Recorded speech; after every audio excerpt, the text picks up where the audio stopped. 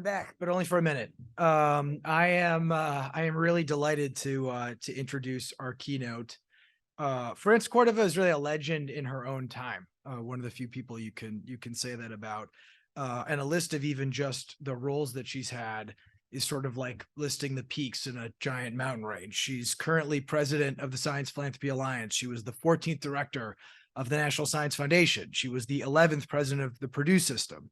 She was the 7th chancellor of the University of California, Riverside. She was NASA's chief scientist, the youngest in history, the first woman in history to hold this role. So look, at any age, by anyone, these accomplishments would be heroic. But she's also someone who has worked tirelessly in her career to ensure that you don't have to be heroic to have a career in science, to feel that you deserve to have a career in science. And that maybe if you give more people a chance at science, especially those who have been shut out historically due to their gender or their race, then we might actually unearth a few more heroes. So with that, I don't want to have to take any more of her time. I can't wait to hear what she has to say. It's my real honor to welcome France Cordova to the stage. Hello, everyone. Sometimes I do lose my voice. I'm going to lower these so it doesn't look like I have two black eyes. Yeah. So I've just been just so overwhelmed by all the wonderful talks that we had earlier today. I feel really humbled by them. And I think everybody has said, what we need to hear to get us, encourage us to keep moving. That's what it's all about.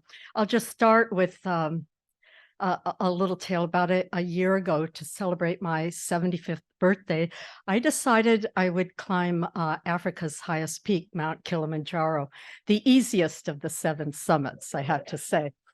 And so and people said, well, are you, some people, a lot of people give up at about 15,500 feet or so, and they're just breathing at that altitude and everything. And are you going to make it? They kept saying, are you going to make it? And I said, well, I'm not counting on my body. I'm counting on my brain, my mind, that where there's a will. And so the hardest part, we chose a very technical route. And so we were in the middle of this, and it was around 18,000 feet. And I was just kind of gasping and going. In Swahili, there's a word that the guides always use, which is pole pole. Has anybody heard that expression? That means slowly, slowly, just. And our lead guide says, just keep moving, France. Don't stop, just keep moving. So that's kind of my epitaph, my motto, and my epitaph is keep moving. So I am an astrophysicist, and I think that it's always important when you're talking to people to remember who you are and where you came from, and what your deepest roots are. So I want to start there with saying that I'm of the things that Sam showed. I mean, basically, I'm just your average astrophysicist looking up and wondering, what is it up there, and how can we actually know so little about it? And it seems like the more that we investigate the universe, the less that we know about it. We realize that there's 75%, no, actually more, like 95% of the mass energy in the universe, dark energy, dark matter. We don't really have much of a clue what it's about. We know a few things that it's not, but we don't know what it's about. So telescopes are the tools of the trade of astrophysicists, and I've used my share of telescopes all over the world. A lot on the ground, different countries, and many in space to do my research. When I was completing graduate school, a new type of telescope emerged. And it's a new design so that you can make really big telescopes, because you get much more precision of images with the bigger that you go. But the design was, instead of just one big dish, which is very expensive and hard to manage, it was to make the telescopes out of segments, hexagonal segments that all fit together so there aren't gaps in between. And the challenge is that you have to perfectly align all the segments, otherwise you get a mess. And so you you have a lot of motors on the back of each of the segments. So if you think of the James Webb Telescope, and who hasn't seen some of the amazing pictures from that, images, that there are 7 motors on the back of each of the many segments of that telescope. And so you have to align all of the segments in order to get the best possible outcome.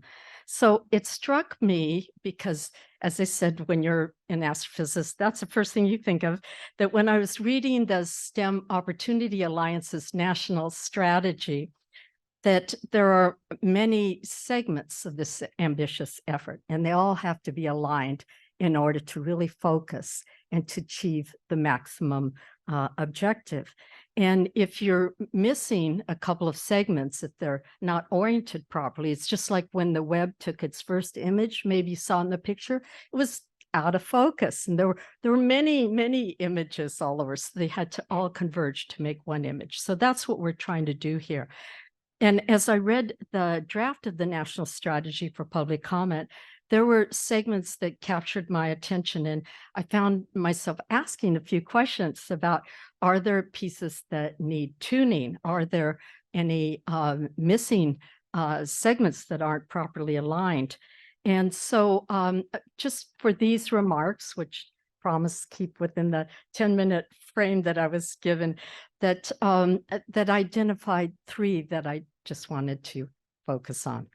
So the Science Philanthropy Alliance that I lead is a group of almost 40 foundations whose mission is to advance scientific discovery through visionary philanthropy.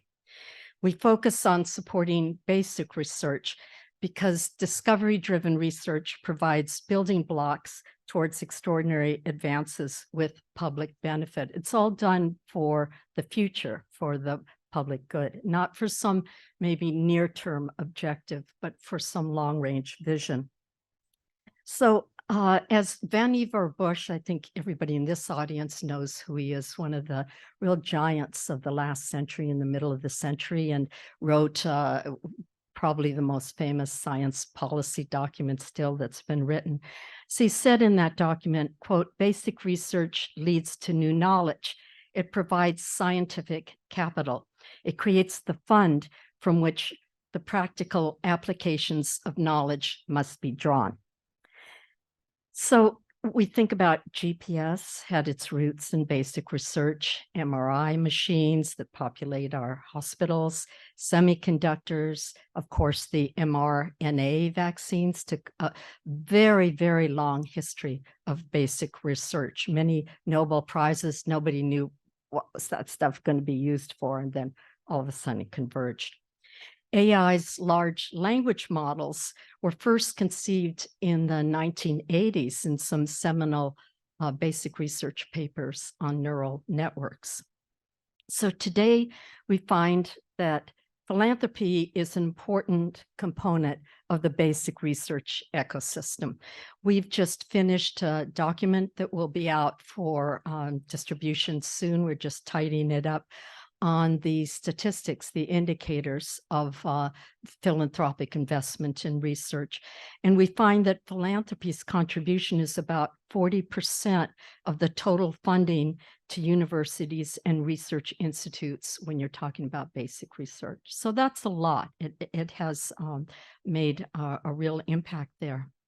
So our question is how to leverage philanthropy's giving to make every dollar more valuable. And so going back to the national strategy, that one way is through collaboration. And I know that was mentioned earlier today, and I really want to emphasize it because I just think it's so important, as you saw from Sam's little list of things that I've done, that I've been in every sector, in universities and in government, and I consult for venture capital. So I've been and on boards in industry somewhat, and now in philanthropy. And all these sectors have the opportunity, and I'd say the imperative, to work together and can make for bizarrely interesting collaborations. You call them, what was the word that you used, Travis? Radical collaborations. I love that word. I love radical. That's good. So, um, so creative partnerships, I think, are just essential to bring forth new ideas, lead to a plan, and then commitment. And they can fortify resilience because, after all, you have a partner, and that's what part of what partners are for, is to make you and them resilient. So I think that creative, flexible collaborations are key to finding practical solutions to even the most intractable problems. So one of the telescopic segments that I advertise that I'm personally passionate about is creative collaboration. So another segment that I strongly endorse in our national strategy is building science at the state level. And I mean a laser focus on all 50 states and the territories and the District of Columbia. Each state faces hugely important challenges particular to its own environment. For example, fire prevention and mitigation, flood and drought issues, energy and transportation, economic growth through new technology, and of course, education. And each state could benefit from more targeted science input to its legislative and executive branches. So there are a few that have done this. We're all familiar, I think, with the California Council on Science and Technology, which is just doing amazing work at that state legislature, and Missouri's Science and Technology Policy Initiative.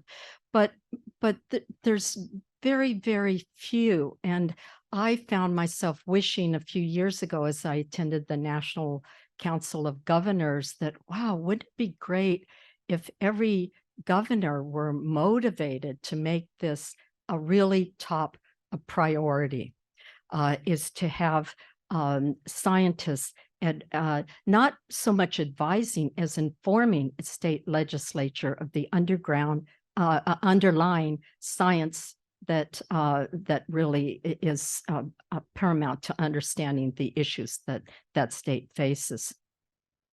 During a retreat this past summer, the board of the Science Philanthropy Alliance, there are 10 people who are presidents of foundations, came together and identified the need to provide science expertise to state legislatures and agencies as one of its most important challenges for the coming year. And as a result, one of those members already started an investment in New York State, the Simons Foundation, motivated by the discussion that we had. I know the AAAS has been working with states to identify ways to ensure their legislatures have the information they need to address state issues, which are, of course, many of them national issues, but often decided at the state level.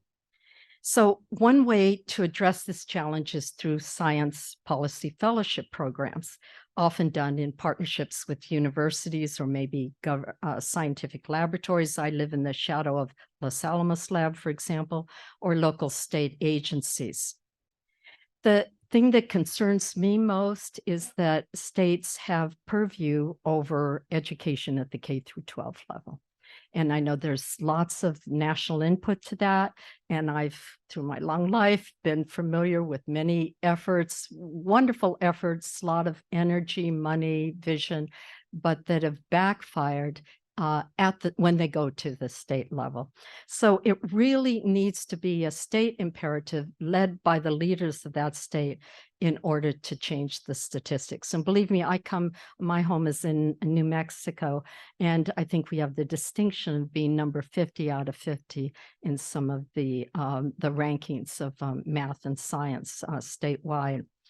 So I think it's time to really roll up our sleeves and look seriously at those poor statistics overall in especially in math, because of course every child is worth educating and engaging in math and science.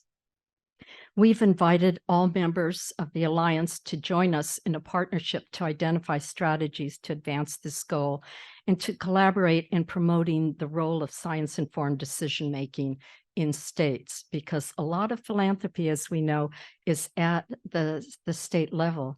And I think that in many of our philanthropy foundations and individuals could have a lot of impact with their governors and state legislatures, and really encouraging more informed approach to the issues that plague us that really need a science foundation.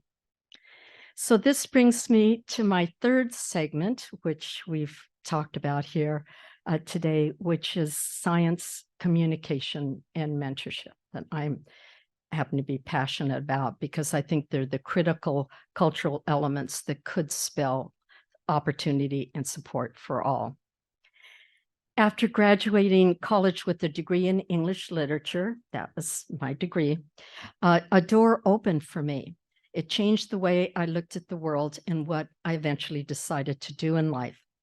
I didn't know what astrophysics was, and in fact, I never heard the word science in the household that I was in growing up. But as a young girl, I had a bedroom that looked out on the night sky, and I asked questions like, why are they stars? And they're stars, how are they formed? What happens to them? Do they have lives like we have lives? Why are some bright, others barely visible? And but I had no idea where to go for answers to those questions. So after my college graduation, I was inspired by a TV documentary about neutron stars, which had just been discovered. And actually, the person who discovered them was a young woman. And I thought in the United Kingdom. And I thought, wow, okay, so there are women making discoveries about these very exotic stars. And the moment I saw that show, I was inspired. And that's when my lifelong journey in science began. In fact, I was in Cambridge, Massachusetts at the time doing an education project with some friends who were at Harvard.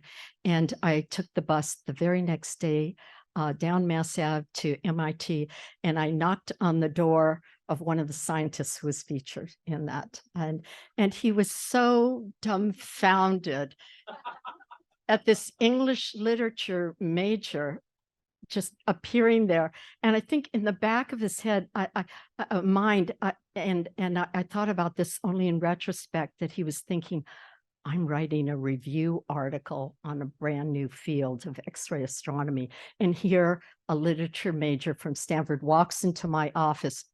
I'll give her the job she wants. Okay. So he gave me some little minor lab job, but that was the beginning of my career to become an astrophysicist. And I was able to persevere because of the support of scientists who were willing to take a gamble on a young woman with no science background, but I had a strong vision and work ethic.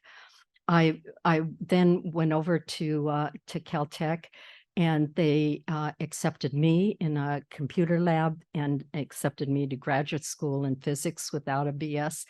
And a number of years later, I asked one of the professors, who was a teacher and a mentor, and I said, really, why did you take that chance?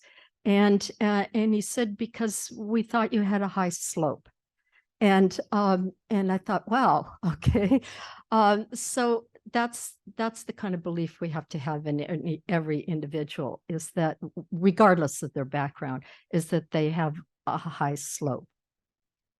Unfortunately, too many people are led to believe that they don't belong in science, that it isn't for them, that this creates a damaging this creates a damaging belief gap. I think we heard earlier today from a couple of our women on the panel that the expectation was in that era, in the 70s, that you would come out. My mother called it an MRS degree. And today people think, because maybe they say Ms., but they never say Mrs., that MRS, what's that? The expectation was that you went to college to get married. And I always tell my young collaborators that it took me a much longer time to get that degree than it did to get a physics PhD, but it did happen eventually. So science communication, I just think from my example and from many others that I've seen, is a really important part of our national strategy. And it just has to be widespread. Community fairs, television, online shows about science to capture the imagination of all ages. Perhaps the most compelling of my recent experiences is reading a memoir of a young woman astronomer. And she's an MIT professor. She's received the MacArthur Genius Prize. Her book, which is called The Smallest Lights of the Universe, was just one of the most compelling things I've read recently.